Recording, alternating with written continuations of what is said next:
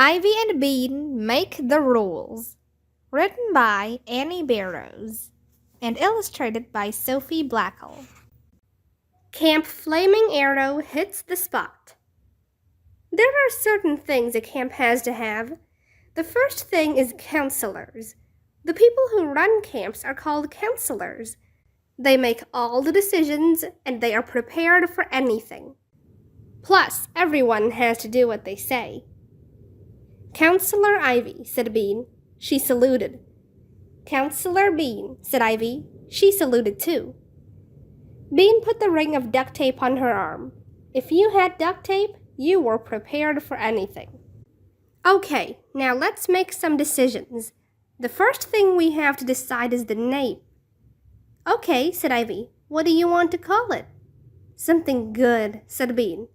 "Right. Something cool," Bean said. "Right, cool," agreed Ivy. "And something kind of tough-sounding," Bean went on. "Something that will make people wish they went to our camp. Like Camp Flaming Arrow." Flaming arrows were totally cool and tough. Bean had seen them in a movie. They shot through the air and whatever they hit burned to a crisp. "Or Camp Neanderthal," said Ivy dreamily. "Neanderthals are cool and tough." Bean had never heard of Neanderthals, so Ivy explained that they were long-gone cave people who were maybe short and stumpy, but definitely brave. They clubbed saber-toothed tigers over the head, they were so brave. Bean had to agree. Neanderthals were pretty cool. They were just as cool as flaming arrows. How could they choose between them? "Eeny-meeny," Ivy suggested. So they eeny-meenied, and when Flaming Arrows won, Ivy didn't even mind very much, because Camp Flaming Arrow was such a great name. Who wouldn't want to be in Camp Flaming Arrow? Another reason Ivy didn't mind very much about eeny-meeny was that she had her own great idea right afterward. It was about the tent. They needed a tent. No tent, no camp. But unfortunately, neither Ivy nor Bean had a tent handy. Where could they get one? For a few minutes, they were stumped. Then Ivy got her great idea. "Hey," she said, and jumped to her feet. "My mom got new curtains." She began to run toward her house. Bean didn't think that was very exciting, but as she found out when Ivy came back, the new curtains were not the exciting part. The exciting part was the old curtains. Ivy had fished them out of the garbage, 4 long white pieces of cloth, perfect for tent making. She and Bean laid the cloth out on the grass and duct-taped the tops of the curtains together to make one super wide piece of cloth. Ta-da! Now they had a tent. "All we have to do is throw it over that branch and Camp Flaming Arrow can begin," said Ivy, pointing to the plum tree. "No," said Bean. "Camp Flaming Arrow isn't here." Ivy looked confused. "Then where is it?" "Monkey Park," said Bean firmly. "Real camps are at Monkey Park." Bean's mom said okay. In her backpack, Bean placed a safety pin, a Santa hat with a beard attached to it, and a wolf mask left over from Halloween. She carried a big sign that said Camp Flaming Arrow in her hands, so it wouldn't get crumpled. Presto! She was ready for camp. Ivy's mom said okay. Ivy got the tent into her backpack, but there wasn't much room for anything else. She slipped in a few Band-Aids. Better safe than sorry, just like teachers always said. At the last minute, she jammed in her magnifying glass as well. She was ready for camp. "Bye!" they screeched to their mothers. At the edge of the park, they stopped. "Whoa, Nellie," Bean said. Monkey Park was bursting with kids. On the big flat field, there were 2 soccer games going on, with another pack of kids jumping up and down on the side. On the not-so-flat field, kids clustered around a picnic table doing something with paper bags. A bunch more kids were having a tug-of-war with some teenagers. More kids sat in the grass, listening to a man talk about Indians. Over in the playground, babies were falling down and sliding and screaming. Nobody paid any attention as Bean and Ivy walked over to the side of the park where the trees were. They flung the 2 curtain-wide cloth over a tree branch and carefully spread out the edges that touched the ground. They went inside. They came back outside and put rocks on the edges to make them stay.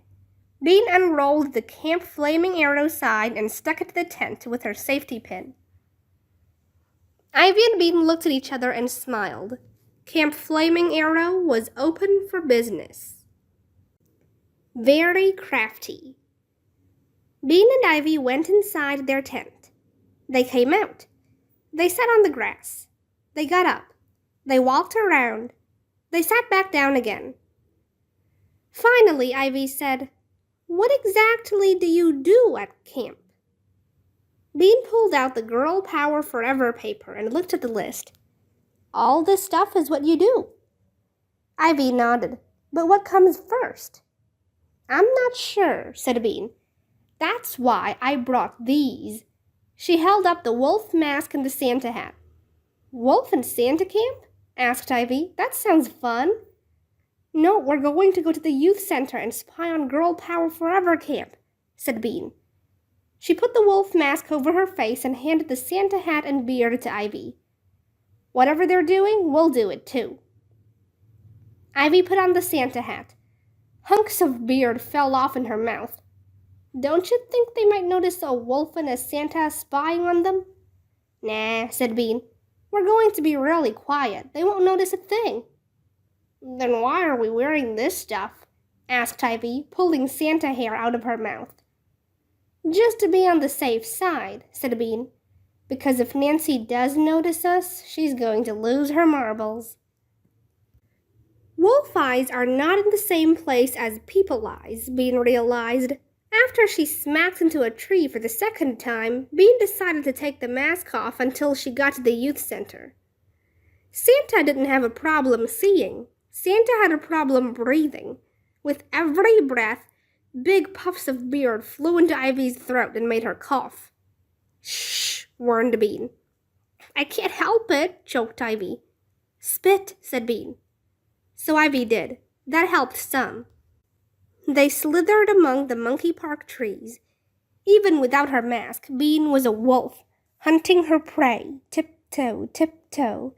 Ivy was Santa, trying to deliver presents without waking up all the kids, tiptoe, tiptoe. They were almost there.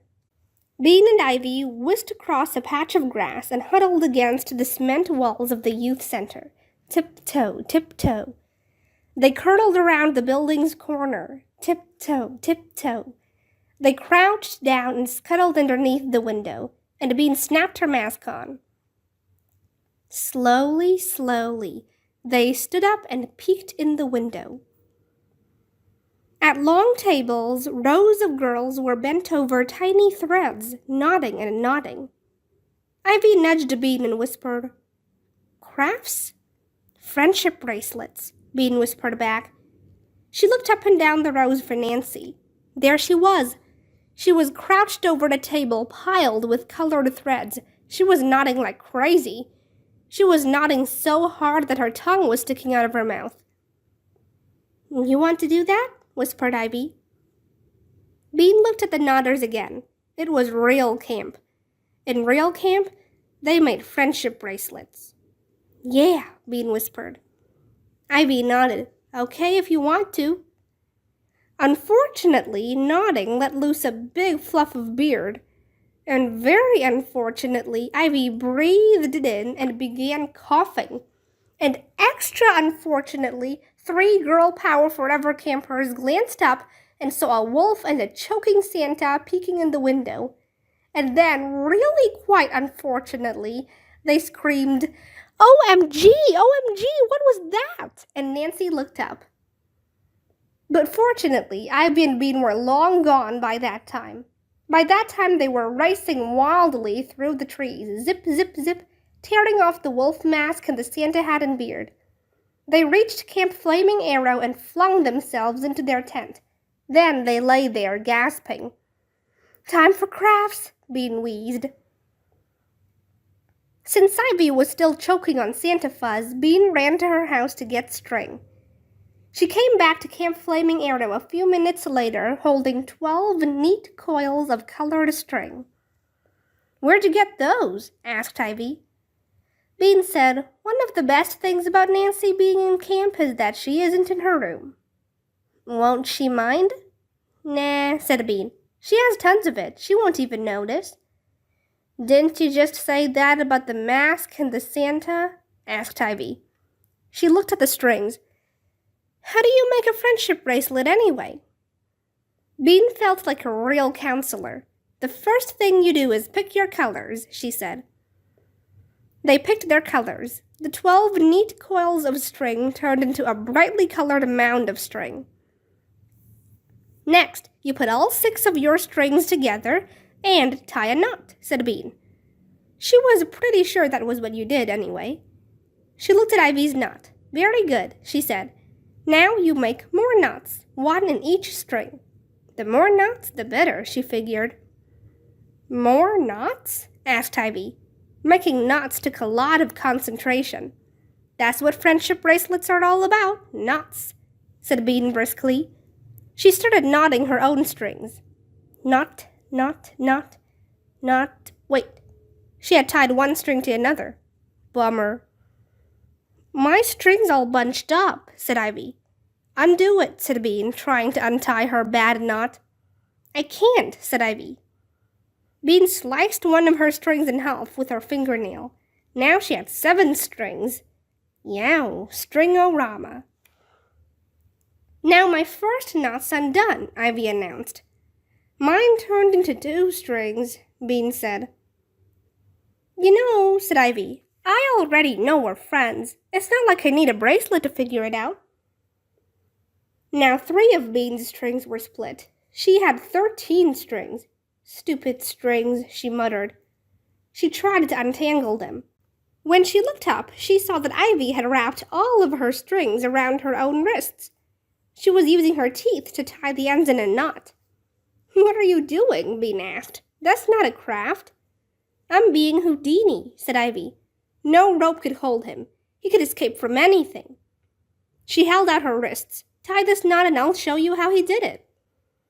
Bean threw her strings on the ground. There's no way you'd escape if I tied my special knot. That's what you think, said Ivy. I'm getting really good at escaping.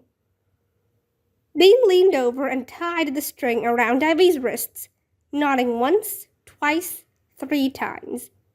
Hey, she said, look, it's a friendship bracelet.